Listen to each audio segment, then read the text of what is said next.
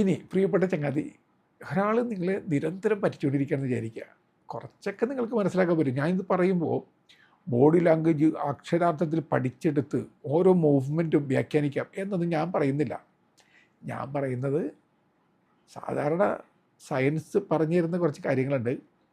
ചില ചലനങ്ങളൊക്കെ നുണ പറഞ്ഞവരുടെ സാധാരണ ചലനങ്ങളായി മാറാറുണ്ട്. നമ്മളിപ്പോൾ പോളിഗ്രാഫ് ടെസ്റ്റ് നടത്താറുണ്ടല്ലോ, അവിടെ എന്താണ് നോക്കുന്നത്? ഫിസിയോളജിക്കൽ റെസ്പോൺസ് അനുസരിച്ചാണ് ഒരാൾ നുണയാണോ സത്യമാണോ പറയുന്നത് മനസ്സിലാക്കുക.